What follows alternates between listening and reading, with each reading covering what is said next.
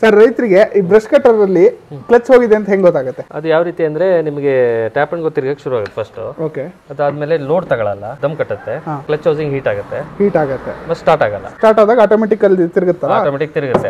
Spring ಅಥವಾ clutch ಅಲ್ಲಿ ಹೋದ್ರು ನೀವು ಸ್ಟಾರ್ಟ್ ಮಾಡಕ್ ನೋಡಿದ್ರೆ ಅಲ್ಲಿ ಟ್ಯಾಪ್ ಅಂಡ್ ಗೋ ತಿರುಗುತ್ತೆ, ಹೌಸಿಂಗ್ ಹೀಟ್ ಆಗುತ್ತೆ, ಸ್ಟಾರ್ಟ್ ಆಗಲ್ಲ. ಕ್ಲಚ್ ಹೌಸಿಂಗ್ ರಿಮೂವ್ ಮಾಡಿ, ಕ್ಲಚ್ ಇಂದು ಲೈನರು ಹೋಗಿದೆ, ಮೆಟಲ್ ಕಾಣ್ತಾ ಇದೆ, ಇಲ್ಲಿ ಪ್ಲೇ ಇದೆ, ಆಮೇಲೆ ಲೈನರ್ ಇದೆ. ಕ್ಲಚ್ ರಿಮೂವ್ ಮಾಡೋದು ಹೇಗೆ ಅಂದರೆ 2 ಸ್ಕ್ರೂನ್ ತಗೊಂಡು ಕ್ಲಚ್ ಹೌಸಿಂಗ್ ಸ್ಕ್ರೂನೇ ಆಪೋಸಿಟ್ ಹಾಕಬೇಕು. ಇದೇನಕ್ಕೆ ಲಾಕ್ ಮಾಡಬೇಕು ರೆನ್ಕಿನ?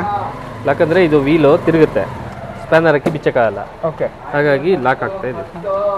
ಲಾಕ್ ಮಾಡಿದರೆ ಇದು ರೊಟೇಷನ್ ಆಗಲ್ಲ. ಮಾಡಿ ತೋರಿಸ್ತೀನಿ. ಸ್ಕ್ರೂ ಜಾಮ್ ಮಾಡಿದ್ಮೇಲೆ ಫ್ಲೈವೀಲ್ ಜಾಮ್ ಆಗುತ್ತೆ, ಇದು ರೊಟೇಷನ್ ನಿಲ್ಲುತ್ತೆ.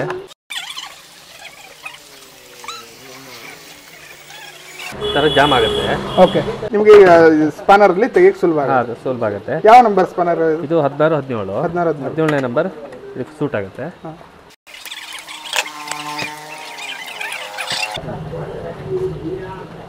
ಸರ್ ಕ್ಲಚ್ ಹಾಕೋ ಸಿಸ್ಟಮ್ ಒಂಚೂರು ತೋರಿಸ್ತೀರಾ? ಫಸ್ಟ್ 2 ವಾಷರ್ ಹಾಕಬೇಕು. ಫ್ಲಾಟ್ ವಾಷರ್ ಫಸ್ಟ್ ಹಾಕಬೇಕು, ಸೇಮ್ ಸೈಜ್ ಇರಬೇಕು. ಆಮೇಲೆ ಕ್ಲಚ್ಚನ್ನು ಇಲ್ಲಿ ಆರೋ ಮಾರ್ಕ್ ಇದೆ, ರೊಟೇಷನ್ ಆರೋ ಮಾರ್ಕ್ ಇರುತ್ತಾ? ಆರೋ ಮಾರ್ಕ್ ಇರುತ್ತೆ, ಅದು ಟಾಪಲ್ಲಿ ಬರಬೇಕು. ಈ ಥರ ಫಿಟ್ ಆಗುತ್ತೆ. ಅದಾದಮೇಲೆ ಕ್ಲಚ್ ಬೋಲ್ಟಿಗೆ ಸ್ಪ್ರಿಂಗ್ ವಾಷರ್ ಹಾಕಬೇಕು.